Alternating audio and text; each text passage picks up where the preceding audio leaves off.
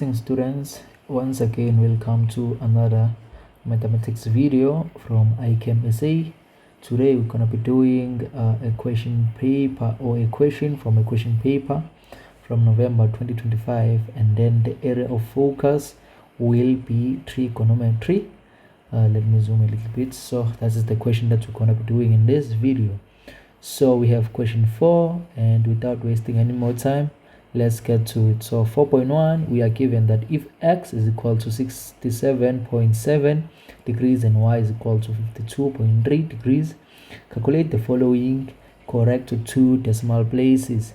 So usually when you are dealing with trigonometry and then you are told that the answer should be given into 2 decimal places, so in other words, you are allowed to use, or most of the time you'll be allowed to use a calculator for such question, and then when you are dealing with special angles, it's when you don't have to necessarily or it's when you won't have your answer in decimal form. You just have maybe in a ratio or a fraction. But once you see that, okay, you have been told that the answer should be presented in decimals, then it's sort of a clue that you're gonna have to use a calculator. And also from the angles that we've been given, angle x and angle y, you can see that those are not special angles. Those are not special angles. Your special angles, remember, those are your 30, 45, 60 and 90 degrees. Those are your special angles.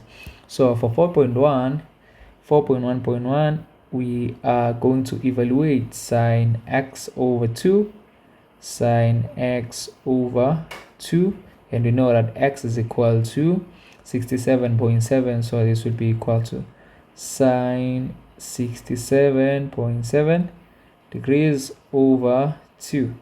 And then let's see, what do we get? We punch that in our calculator. Sine 67.7 divided by 2, we get 0.46 to 2 decimal places. Don't forget that, 0.46. And then for 4.1.2, we are asked to evaluate cos 3y, and our y, we know that it's 52.3 degrees. So for 4.1.2, we are asked to evaluate cos 3y, and this will be equal to cos 3 times y, the angle y, which is 52.3 degrees. This will be equal to cos 3 times 52.3 degrees is negative 0.92. It's negative 0.92 to 2 decimal places. And then for 4.1.3, we are given something a little bit different, and that is the reciprocal. So cosec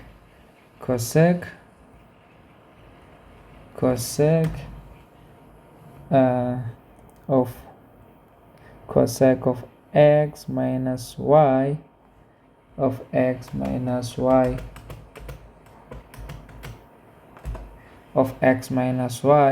over 2. We are dealing with the reciprocal. So with the reciprocal, just to remind ourselves, cosec is the reciprocal of sine. So just maybe to quickly remind ourselves, we know that 1 or cosec, maybe x is equal to 1 over sine x. And then we have other reciprocals, which is sec x, which is the reciprocal of cos x, 1 over cos x. And then lastly, we have the reciprocal, which is cot x, the reciprocal of 1 over tan x, tangent x. Okay, now let's evaluate cosec x minus y over 2. So let's just say this will be cosec into what is our x. Remember, the x is 67. It's 67.7 minus y, which is 52.3, all over 2. We'll evaluate the angle, and then we'll change it into 1 over cos x for the calculator. So we have 67,7 minus 52,3 is equal to 15.4 divided by 2. This is 7.7. So we essentially have cosec of 7.7. This is equal to 1 over sine x. This will be 1 over sine 7.7. Now let's punch that in our calculator and see what do we get. Now we get 7.46 to 2 decimal places. So that is how we go about evaluating that cosec x. Okay, cosec x minus y over 2.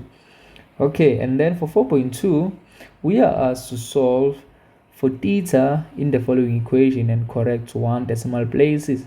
Okay, so for the first expression, we have that 3 plus 4 theta is equal to 3.706. So the first or initial goal is to isolate cos, and then we isolate whatever we have there in the place of the angle. In this case is 4 theta, and then we isolate theta step by step. So let's go ahead for 4.2.1. 4.2.1, we have 3 plus cos 4 theta, 3 plus cos 4 theta is equal to 3.706, is equal to 3.706.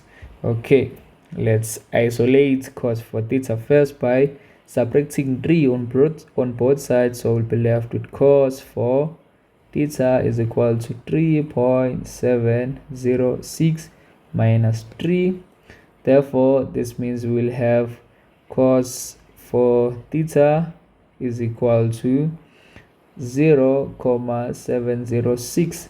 And then now let's put theta on the other side. So we'll have 4 theta is equal to cos inverse 0.706, and then whatever the answer that we're going to get here, we have to divide by 4 on both sides in order to isolate theta. So theta will become, let's punch that in our calculator, cos inverse of 0.706 over 4 is equal to 11.27. It's going to be 11.27 degrees. Okay, so we are asked to correct this one to 1 decimal place. So let's do that. The correct answer will be 11.3 degrees, and that's your final answer. Now let's go ahead to the next question. 4.2.2, we are still solving for theta. We are given 4 tan theta is equal to 7 minus 4 tan theta. Okay, now let's go ahead and work this one out. It's for 4.2.2. So it's 4 tan theta is equal to 7 minus 4 tan theta. Just to double check, yes, that's what we have. Let's put everything that says tan theta on one side. So we'll have 4 tan theta plus 4 tan theta is equal to 7. 4 tan theta plus 4 tan theta, this would be equal to 8 tan theta is equal to 7. Then we divide by 8 on both sides. We'll be left with tan theta, which is equal to 7 over 8. And now to solve for theta, we need to take tan to the other side. So we'll have theta is equal to tan inverse 7 over 8. Tan inverse 7 over 8. And therefore, theta will be equal to, let's punch.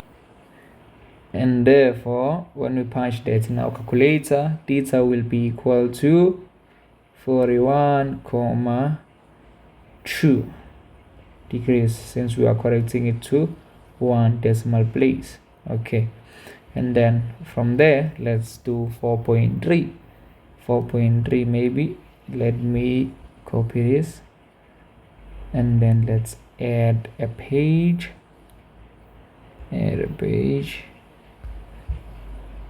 Yes, so that we can see what we are working with. Okay, here, and then we drop this. Yes, we are in 4.3 now. 4.3. Okay, and then for 4.3 we are asked, in which quadrant does the terminal arm of angle theta lie if sine theta? Okay, so for 4.3.1 we are given that sine theta is less than 0 and cos theta is less than 0. So maybe to explain this, let's also draw our Cartesian plane.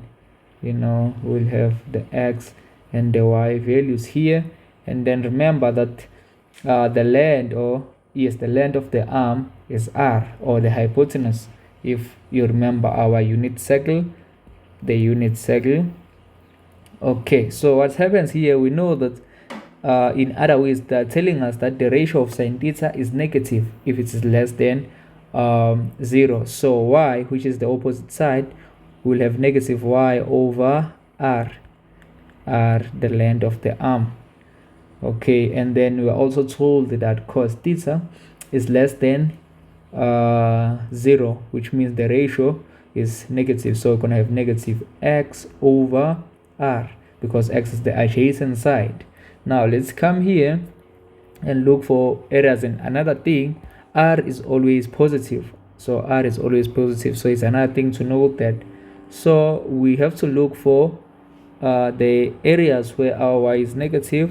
So y is negative below the x-axis, and then x is negative to the left of the y-axis. So in other words, our arm will be in the dead quadrant. Remember, we have 1, 2, 3, 4. Those are your 4 quadrants. So theta, or the terminal arm, will be in the dead quadrant for this scenario that we have here. So we'll say dead quadrant. We'll have dead quadrant. And then for scenario number 2, which is 4.3.2, we are told that tan theta is less than 0, is negative, and cos theta is greater than 0. So if we are told that tan theta is negative, that means the ratio of tan theta, which is opposite over the adjacent y over x, is negative. So for tan theta, it's a bit tricky because both y and x, they can be negative.